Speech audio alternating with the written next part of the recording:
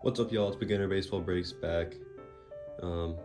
Today, as you see, this is a mess. So I'm gonna get organizing my card collection, and I'm gonna start off. I have these boxes. I got 3 of them for cards. I kind of just have stuff shoved in here. I have unopened boxes. I got cards just laying around. I got some of these boxes. These are full of stuff. But first off, I'm just gonna get this neatened up in this video. This is probably gonna be kind of a series of me organizing my stuff as I work my way through the hobby. So let's get into it. So first off, I'm gonna get my desk space organized. That's probably what I'm gonna focus on in today's video. I got all these vintage stuff.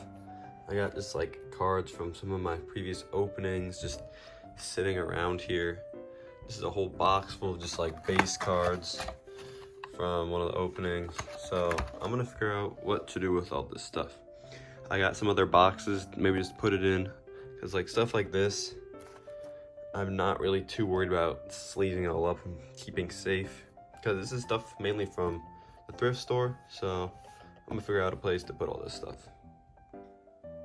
As I was going through this stuff, I just found some sleeved up cards that I don't remember sleeving up. There's a Jason Giambi, there's a Miguel Tejada, and there's a Manny Ramirez, so some Hall of Famers. So I might look those up, put these somewhere safer, because they seem kind of like, you know, nicer cards. So that's a good find. I also found this Sammy Sosa card in a top loader. Don't know too much about it, but it's another something. Like when you're going through big boxes like this, you never know what you're gonna find. This is really old, so I don't remember where I got this from. Stuff like this is a more vintage team set, so I think I'm gonna keep this stuff together in a safe spot. I've also found a whole lot of these Topps 40-year anniversary cards. I probably have like 3 sets worth of these. I got so many of them. So I got this thing emptied out. I'm putting them in a box here. So we got the Topps 40-year stacks. Donruss 90. This one is kind of like a mix of stuff because I don't have too much of any of it. Here we got some Fleer 90. So it's kind of organized by year and set. And I actually just found some more Topps 40-year anniversary. I found this cool Record Breakers Nolan Ryan card. So I'm probably gonna set this one aside. So I also want to free up space here in this container. So some of these vintage ones that fit the same sets I have in the box here, I'm just gonna move there. And I know you might be thinking like that's not the best condition keeping. All of these are already like bent and stuff. Like I said, they're from the antique store, so I'm not too worried personally. The ones that I think are better and more valuable, I am setting aside though. So here's the final box. I ended up cleaning out 5 of these little containers, which I'll put the more recent cards in. But I did keep these kind of sorted. I already had them in sorts of sets, so in between each stack I'd put like a sticky note just reminding myself where's what. And I did pick out some Hall of Famers, which I'll show you right now. So some of the cool stuff I found was some of these Donruss ones, which I looked up, and there's like error versions. It's like there's no like dot. So, and these are like the Hall of Famers, Randy Johnson, Bo Jackson. This one's probably my favorite because he's a dual sport athlete. And then something crazy I found was so many Chipper Jones rookie cards, which probably means they're worth nothing. But Hall of Fame rookie card, so it's gotta be something, right? I also found a bunch of these like scratch offs and like insert kind of things. I don't know too much about these, but they're kind of neat. I'm gonna put these in a bag just to keep all the loose ends together, and they're gonna go in the box as well.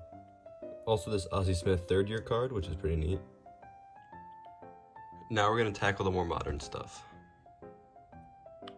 I like to separate the rookies from the regular base, so that's what I'm doing right now.